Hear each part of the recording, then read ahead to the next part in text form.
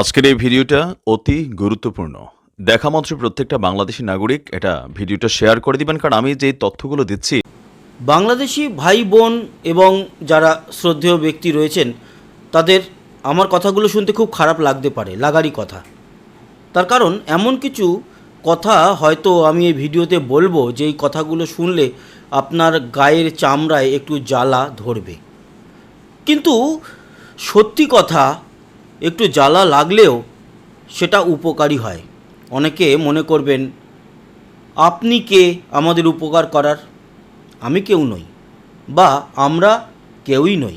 কিন্তু একজন বাঙালি পশ্চিমবঙ্গবাসী হিসেবে বাংলাদেশকে বরাবরই আমরা আমাদের নিজেদের ভাই হিসাবে দেখেছি। সেখানে বাংলাদেশ হয়তো আমাদেরকে অনেক রকমভাবে ছোট করার চেষ্টা করেছে, করে, সেটা করুক, কিছু এসে যায় না। দেখুন না, মালদ্বীপের যদি আপনি প্রসঙ্গ তোলেন, মালদ্বীপ কী করেছিল? Same India out, India boycott করার পর গত দুদিন কি দেখলাম আমরা? সেই মোহাম্মদ মুইজু এবং আমাদের ভারতের প্রধানমন্ত্রী মাননীয় শ্রী নরেন্দ্র মোদী, উনি মালদ্বীপ গেলেন এবং বিভিন্ন রকম সই-সাবুত হলো, বিভিন্ন রকম কন্ট্রাক্ট হলো দুই দেশের মধ্যে। চীন কিছু করতে পারলো না। 4,000 থেকে 5,000 কোটি টাকার মধ্যে কিছু একটা সংখ্যা হবে, যেটা মালদ্বীপকে ভারত অফার করলো এবং মালদ্বীপ সেটা স্বীকার করলো। হেল্প, বা এটাকে যদি হেল্প বলি তাহলে হয়তো আবার খারাপভাবে নেবেন, কারণ আপনারা বাংলাদেশিরা না প্রচণ্ড সেন্টিমেন্টাল। সব কিছু এত বেশি নিজেদের লাইফের সঙ্গে জুড়ে নেন, এই সমস্যাটা ওখান থেকেই হয়। ওই যে শুরুতেই বলেছিলাম, পার্সোনাল ব্যাপার, গায়ে একটু জ্বালা লাগবে। আর আপনাদেরকে মোটিভেট করাটা চারটিখানি ব্যাপার। অনেকে বলে না চারটিখানি কথা নয়, আমি বলছি চারটিখানি ব্যাপার। কিচ্ছু এসে যায় না। আপনাদের ধর্মকে একটু যদি সুড়সুড়ি দেওয়া হয় তাহলেই আপনারা তার ফিদা হয়ে যান। এই যে পিনাকি ভট্টাচার্য কিভাবে আপনাদের মোটিভেট করেছে, তার কারণ একজন হিন্দু হয়ে আপনাদের ইসলাম ধর্ম নিয়ে এমনভাবে আপনাদেরকে বলেছে, আপনারা ভাবেন যে ওরে বাপরে বাপ, এই লোকটা বিরাট ব্যাপার, এই লোকটার কথা শুনলে আমাদের একেবারে সরাসরি আমরা জান্নাতে চলে যাব। কিন্তু এই পিনাকি ভট্টাচার্য নিজে জাহান্নামে যাবে সেটা উনি ভালো করেই জানেন। এই কথাগুলো বললাম, শুনতে খারাপ লাগলেও কথাগুলো সত্যি। আপনারা অনেক বড় ভুল করেছেন। এদের কথা শুনে যাকে ডেকে এনেছেন, এই মোহাম্মদ ইউনূস, সেই লোকটা কি সঠিক আপনাদের বাংলাদেশের জন্য? আপনি আমার কথাগুলো শুনতে শুনতে একটু চুপচাপ নিজে ভাবুন তো। এই আপনার জন্য 3 সেকেন্ড টাইম দিলাম। 3 সেকেন্ড। এতে আপনি ভেবে নিলেন তো মাথার মধ্যে এই মোহাম্মদ ইউনূস আপনার বাংলাদেশকে কি করেছে? আপনার বাংলাদেশের থেকে টাকা লুটে নিয়ে গিয়ে সে নিজের একটা কোম্পানি দাঁড় করিয়েছে। এই সমস্ত ব্যাংক, সুদ, এই সমস্ত করে বাংলাদেশের সমস্ত যে গ্রাম্য লোকজন আছে তাদেরকেও লুট করেছে। আরে বাবা, যদি ভালো লোক হয় সে পাশে দাঁড়াবে, সে তার থেকে সুদ খাবে কেন? আমার যদি ক্ষমতা থাকে, আমার তো 100-200 লোক, 500 লোক, 1000 লোককে হেল্প করার দরকার নেই। আমার চোখের সামনে আমি যদি কেউ একটু হেল্প চায়, আমি তাকে 500 টাকা দিয়ে হেল্প করব, 1000 টাকা দিয়ে হেল্প করব। কিন্তু তার এগেনস্টে কি সুদ নেব, নাকি তার এগেনস্টে আমি মনে করব যে সেই টাকাটাও আমি ফেরত চাইব? না, করব, কারণ ওই লোকটার দরকার। কিন্তু ইনি প্ল্যান খাটিয়ে এগুলো করেছেন, যেটা আপনাদের ধর্মে সুদ খাওয়াটাই হচ্ছে গিয়ে কি বলা হয়, ওই হারাম, তাই না? আচ্ছা, আমি একটা কথা বলি, এটা আবার শুনতে আমাদের ভারতের বেশ কিছু হিন্দুরও খারাপ লাগবে, বেশ কিছু হিন্দুর খারাপ লাগবে। কথাটা শুনুন। আমি ইসলাম ধর্ম সম্পর্কে ভালোভাবে জেনেছি, খুব সত্যি কথা বলছি। একজন হিন্দু হয়ে, সনাতনী ধর্মাবলম্বী হয়ে ইসলাম ধর্মে কোথাও কোনো খারাপ কিচ্ছু নেই। ইভেন এই যে 1 মাস রোজা রাখা হয় না, সে রোজা রাখাটাও একটা এত বড় সায়েন্টিফিক ব্যাপার। সেটা লাস্ট 4-5 বছর আগে একজন জাপানি গবেষক বলেছেন যে আমাদের শরীরের যে কোষগুলো মৃত হয়ে যায়, আমরা যদি উপোস করি, মানে না খেয়ে থাকি একটা বেশ কিছুটা টাইম আমরা মেনটেন করি, সেটা হতে পারে 12 ঘন্টা, তাহলে আমাদের মৃত কোষগুলোকে খেয়ে নেয় জীবন্ত কোষগুলো, ফলে আমাদের শরীর রিফ্রেশ হয়ে যায়। এটা অনেক বছর আগে কিন্তু ইসলাম ধর্ম চালু করেছিল, তার থেকেও আগে উপোস চালু করেছে সনাতন ধর্মাবলম্বী লোকজনেরা।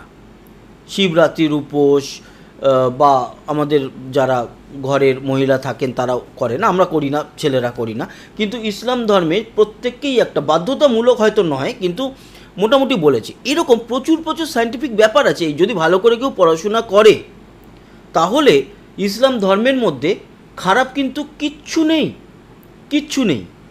কিন্তু কেন ইসলাম ধর্মাবলম্বী লোকজনরা এরকমভাবে হুট করে বদনাম, আবারও বলছি গায়ে নেবেন না, সত্যি কথা, কেন তাদের বিরুদ্ধে সবার এরকম বিষোদ্গার এসে যাচ্ছে? এর সবথেকে বড় প্রধান কারণ হচ্ছে শিক্ষা। শিক্ষাটা একটা বড় ব্যাপার। যদি বিজ্ঞান, শিক্ষা, অঙ্ক এর প্যারালাল যদি ইসলামকে মানে, তাহলে এপিজে আব্দুল কালাম হবে। আর যদি না মানে তাহলে কি হবে? Osama bin Laden. তো সমস্যাটা এখানেই যে কিছু শিক্ষাগত জায়গাতে ইসলাম ধর্মাবলম্বী মানুষদেরকে শেখানো হচ্ছে ওসামা বিন লাদেন তাদের হিরো, আর যেখানে ঠিকঠাক শিক্ষা হচ্ছে সেখানে শেখানো হচ্ছে যে এপিজে আব্দুল কালাম তোমার হিরো। পার্থক্যটা এখানে তৈরি হয়ে যাচ্ছে। আর সবথেকে বড় মজার ব্যাপার, যেই লোকগুলো এপিজে আব্দুল কালামের রাস্তা ধরছে মুসলিমরা, তারা খারাপ হচ্ছে না বা খারাপ হবেও না, কিন্তু তারা আবার এসে সাধারণ সমাজে গণ আন্দোলনও করে না, এবং একেবারে নিজেকে বুক চিতরিয়ে দিয়ে গুলি খেয়ে মরে যাব তবু আমরা করব, এই সমস্ত করবে না। তারা হয়ে গেছে কেউ ডাক্তার, তারা কেউ ইঞ্জিনিয়ার, এই সমস্ত জায়গায় পৌঁছে গেছে, কারণ সে একটা অন্য রাস্তা ধরে ফেলেছে। আবার যারা ওসামা বিন লাদেনের রাস্তা ধরেছে বা তাদেরকে ধরানো হয়েছে মাথার মধ্যে, তাদের যে চিন্তা ভাবনা, তারা এসে সেই রকমভাবে রাস্তায় নেমে চেষ্টা করছে যে আমরা এই করব, ওই করব, সব শেষ করে দেবো, গোষ্ঠীর পিণ্ডি চটকে দেবো। সমস্যাটা এখানে। তার মানে পার্থক্যটা শিক্ষায়, পার্থক্যটা ধর্মে নয়, পার্থক্যটা ধর্মে নয়। কোনো ধর্ম মানুষকে খুন করতে শেখায়নি, মানুষের উপর অত্যাচার করতে শেখায়নি। প্রত্যেকটা ধর্মই কিন্তু শান্তির ধর্ম, যদি ভালোভাবে যদি দেখে নেন। যদি খ্রিস্টান ধর্ম দেখেন, যীশুখ্রিস্ট বলেছিলেন যে ওরা জানে না ওরা কি ভুল করছে, ঈশ্বর তুমি ওদের ক্ষমা করো। সেরকমই হজরত মুহাম্মদ বলেছেন, গৌতম বুদ্ধও বলেছেন। প্রত্যেকেই কিন্তু কখনোই কোনো খারাপ পথ প্রদর্শন করেননি। খারাপ পথ প্রদর্শন করায় হচ্ছে গিয়ে এই লোকাল যারা সমাজের মাথা হতে চায়, যে লোকাল যীশুখ্রিস্ট, লোকাল হজরত মুহাম্মদ নবী, যারা লোকাল গৌতম বুদ্ধ হতে চায়, তারাই গিয়ে এই মানুষগুলোকে ডাইভার্ট করে। সমস্যাটা এখানে। তো এই মোহাম্মদ ইউনূস আপনাদের বাংলাদেশের কত বড় সর্বনাশ করেছেন আস্তে আস্তে বুঝতে পারছেন। কিন্তু আজ থেকে এক বছর আগে যখন বিরাট বড় একটা পরিবর্তন হলো বাংলাদেশে, সেই সময় আপনারা অতটাও সচেতন ছিলেন না, আপনারা বুঝতেই পারেননি যে আপনারা কোন রাস্তায় হাঁটছেন। হতেই পারে, বাট এই 1 বছরের শিক্ষাটা আপনাদের জীবনের বড় শিক্ষা হওয়া উচিত। কি শিক্ষা? সেটা হচ্ছে ছাগল দিয়ে লাঙল চাষ হয় না, গরু বলদ লাগে। আর আজকের ডেটে যদি বলা যায় তাহলে ট্রাক্টর লাগে চাষ করতে। আপনি একটা বাইক নিয়ে চাষ করতে পারবেন না, সে যত দামি কোম্পানিরই বাইক হোক না কেন, সে নোবেল প্রাইজ পাওয়া বাইক হোক না কেন, তাই না? এই লোকটাকে তাড়ান। এই লোকটাকে যতক্ষণ না তাড়াবেন ততক্ষণ অবধি আপনাদের বাংলাদেশে শাস্তি আপনারা পেতে থাকবেন, আর শান্তি আপনাদের আসবে না। এবার আপনারা বলবেন আমরা কিভাবে তাড়াবো, ভারত হেল্প করুক। শুনুন, ভারত ফট করে ওরকম হেল্প করবে না। ভারত হেল্প করবে ওই আপনাদের একটা JF-7 বিমান ধ্বংস হলো, সেখানে আমাদের চিকিৎসক পাঠানো হয়েছে, নার্স, ওষুধ, এই সমস্ত পাঠানো হয়েছে। এগুলোর জন্য সবসময় আমরা থাকবো, কিন্তু হুট করে আপনাদের দেশে আমরা ঢুকবো না। তাতে সমস্যাটা কী হবে জানেন তো? আপনাদের মধ্যে, আপনাদের তো এখন মানে হিসেবের বাইরে জনতা। কেউ বলতে পারবে বাংলাদেশের জনসংখ্যা কত, কেউ বলবে 15 কোটি, কেউ বলবে 16 কোটি, কেউ আবার বলবে 30 কোটি। তো আমরা নিজেরাই জানি না কত কোটি। অ্যাভারেজ যদি আমি 20 কোটি ধরি, তাহলে 10 কোটি লোকের কথা শুনে ঢুকে যাবে, আর গিয়ে দহরম মহরম মাচিয়ে দিয়ে আপনাদের দেশের দায়িত্ব আপনাদের হাতে তুলে দিয়ে আসবে। বাকি 10 কোটি গালাগালি করতে থাকবে, আর সেই 10 কোটির গালাগালি শোনার পর দিনের পর দিন আপনারাও আবার তারপরে যাদের হেল্প করা হয়েছে তারাও তারপরে গালাগালি করবেন। কেন? তার কারণ হচ্ছে সঙ্গদোষের অঙ্গ বাড়ে। সেরকম আপনারা মনে রাখতে পারবেন না যে এই সিচুয়েশনে দাঁড়িয়ে ভারত হেল্প করেছিল, যেমন 71-এ করেছিল। অনেকেই মনে রাখেনি, কিছু মানুষ তো অবশ্যই মনে রেখেছে। এবারও তাই ঘটনা ঘটবে। আর সবথেকে বড় কথা, এই সাধারণ মাধ্যম, যে গণমাধ্যম বলা হয়, এই গণমাধ্যমে যারা মানে ওই লেভেলের শান্তিপ্রিয় বা যারা মানে, তারা লড়াই করতেও আসে না। আর যারা বিরোধিতা করে তারাই সবসময় ওখানে পড়ে থাকে আর ওখানে লড়াই করে, মানে গণমাধ্যমে। ফলে কি হয়, সবার সামনে প্রকাশ হয় নেগেটিভিটিটা। যে পজিটিভ মানুষ রয়েছে বাংলাদেশে, তাদের চিন্তা ভাবনাগুলো প্রকাশ হয় না, সামনে আসে না। এই জন্য আরও বড় সমস্যা।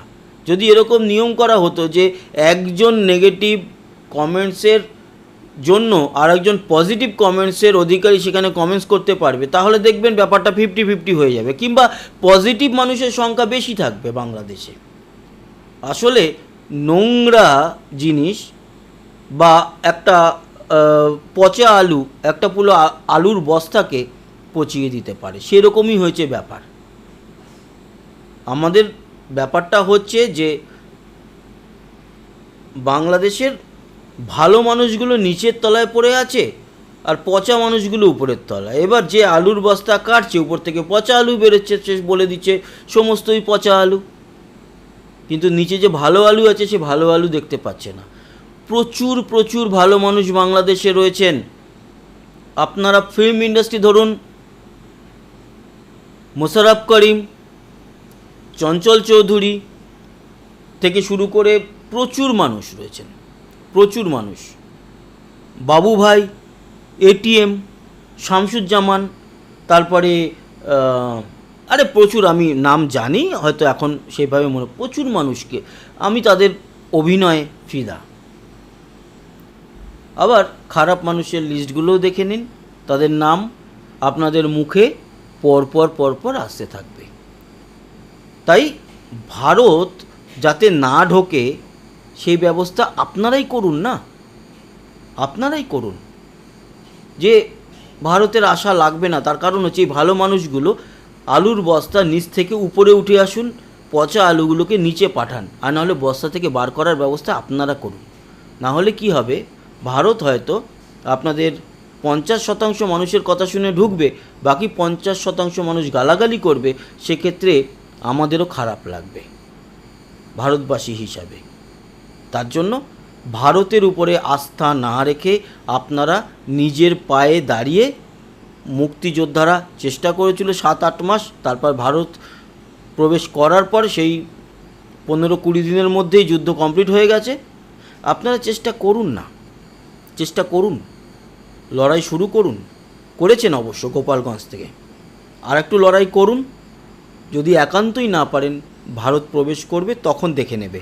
তার আগে আপনারা এটুকু তো বলতে পারবেন, ভারতের দরকার হয়নি, এবার স্বাধীনতা আমরা নিজেরা ছিনিয়ে নিয়ে এসেছি, তাই না? আর এই মোহাম্মদ ইউনূসকে যদি না তাড়ান, তাহলে আগামী 3-4 বছরের মধ্যে আপনাদের জীবন বা আপনি, এই যে আমার ভিডিওটা এই মুহূর্তে দেখছেন, আপনি বাংলাদেশে থাকতে পারবেন কি না, বা আপনি বাংলাদেশি হিসাবে নিজেকে গর্ববোধ করতে পারবেন কি না, সেটা কিন্তু প্রশ্নচিহ্নের মুখে দাঁড়িয়ে যাবে। তার কারণ আপনাকে হয়তো বলতে হবে যে আমি পাকিস্তানি, যেটার বিরুদ্ধে আপনি ছিলেন সারা জীবন, মুক্তিযোদ্ধাদের হয়তো বংশধর, আর সেই জীবন আপনারা আবার রিপিট টেলিকাস্ট দেখতে পারবেন। কি করেছিল শেখ হাসিনা? মেনে নিয়েছিলেন 40% উপরে মুক্তিযোদ্ধাদের জন্য যে কোটা ছিল, সেই কোটা 7%-এ নামিয়ে নিয়ে এসেছিলেন, তখনই তো হয়ে যেত শেষ। কিন্তু যখন ওটাই করেনি, তখনই আপনাদের বুঝে নেওয়া উচিত ছিল না এর ভিতরে বিরাট বড় চক্রান্ত চলছে। বুঝতে পারেননি, কিন্তু এখন তো বুঝতে পারছেন। দাঁড়াতে আপনাদেরই হবে, না হলে এখন ভারত ঢুকে যদি লড়াই করে আপনাদেরকে আবার সেই বাংলাদেশকে মুক্ত করে আপনাদের হাতে তুলে দেওয়া হয়, আপনাদেরই পরবর্তী প্রজন্ম সে ভারতকেই গালাগালি দেবে। তাই ভারতের কি যাওয়া উচিত? আপনারাই বলুন না কমেন্ট বক্সে। লড়াইটা করুন, আপনারা চালান। যখন ভারত মনে করবে যে হ্যাঁ, এবার বাংলাদেশের অন্ততপক্ষে 80-90% মানুষ একেবারে নেমে এসেছে বিরোধিতায় এবং সম্পূর্ণরূপে তারা ভারতকে সমর্থন করছে, তখন ভারত অবশ্যই পাশে দাঁড়াবে। ধন্যবাদ, ভালো থাকবেন, আবার দেখা হবে, টাটা।